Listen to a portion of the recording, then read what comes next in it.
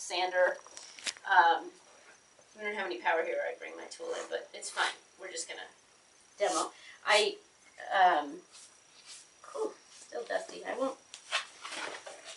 So let me see if there's an area I could sense. I think it has been sanded. It feels like it's been sanded.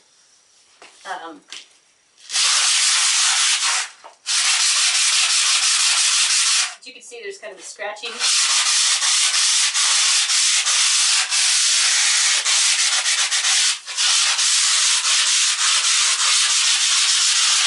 I would wear air protection. Oh, I do. Oh, it's okay right now.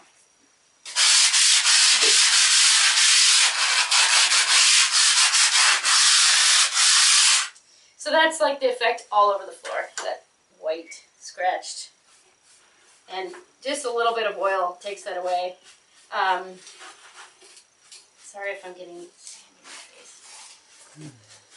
So you said you tend to go more towards a second coat of oil. I've been moving that way just recently. Instead of waxing? Yeah. Or you still wax afterward? So it's an option, one or the other. Yeah. Okay. I'm doing that because wax takes another week, and I'm trying to reduce my installation process to the least amount. And its benefits just aren't being, or they're just outweighed by the time it takes to cure? Yeah, I'm not seeing too much of a difference between another coat of oil and a coat of wax. I mean, if you build up wax and do more and more wax, then you're getting a little bit more shine. And it was always what I was told, so I did it for a long time, but I'm changing the rules again. Cool. And really that comes back to this world that I'm in of contracting and trying to make things accessible. The general public freaks out about 3 weeks. What? No way! That's a pretty big barrier to an earthen floor. First there's the concept of an earthen floor, and then I say 3 weeks, and a lot of people have this thought they could go buy flooring at Home Depot and put it in a weekend, and that's not realistic either, but 3 weeks is pretty far from a weekend. So, as you saw, I swept away after I sand, and that kind of took some of the sanded quality away, but not that much. You definitely, after you sand the floor, a week after it's been oiled, you will be sweeping and vacuuming so that you don't have all this dust embedded in the floor when you wax.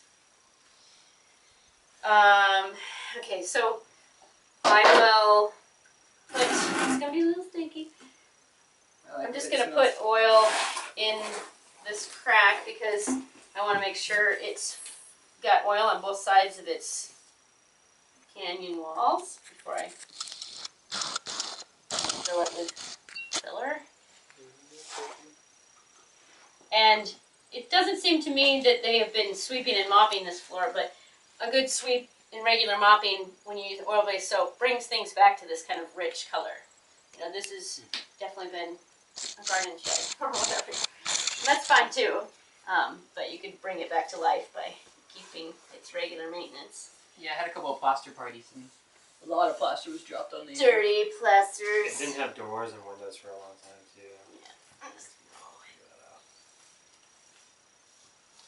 Yeah. And so when I do come back for repairing, the way that I'm going to repair this, I do sand both sides of the area just to take any sort of built up muck that's on the floor from life on the floor off, and then I sweep it so that it's just a clean application.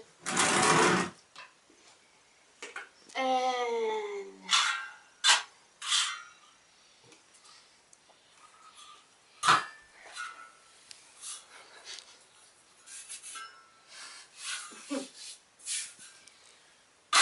anybody have will you give me a stick or something stiff out there? Stick, I need the stick.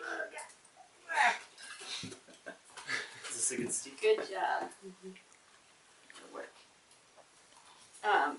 So what this is floor material, saturated and probably screened. I can't remember. Yeah, it looks screened. Yeah, screen. Saturated with linseed oil, so it's kind of like a putty, right?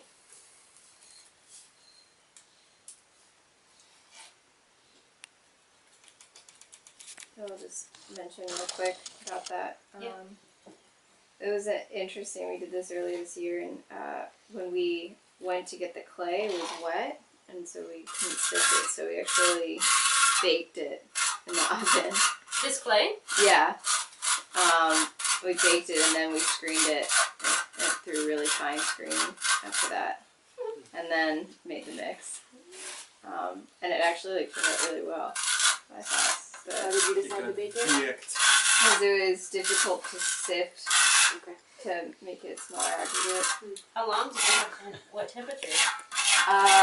Pretty low temperature? Yeah. Dry it out? Just to dry You it didn't out. really bake it, you just dried it, right? Yeah. There Yeah. could be a point that clay gets. Right. Now it wasn't like fired or anything. It was like, 250, 300 degrees for a while. So I have not the most desirable tool, but it is fine. But this process of filling it in, I attempt to try to not work the surface around it too much. I have some smaller tools I forgot to bring up here. But you want to get the excess. I like to get the excess off the edges and only have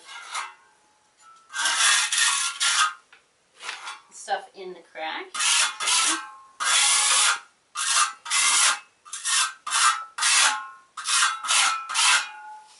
It's going to be pretty obvious, but later, after this is dried a week, you'll be able to sand it. It'll get scratched up again, and that dark oily will kind of go away again. And then you could put oil on here. Here it would be pretty in contrast, of course, to the rest of the floor because it hasn't been oiled in a while.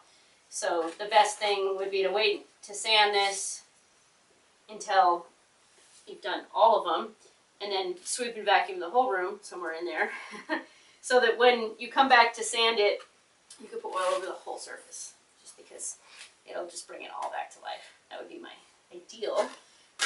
Not necessary. Does anybody want to come and try? Yeah. Come on up.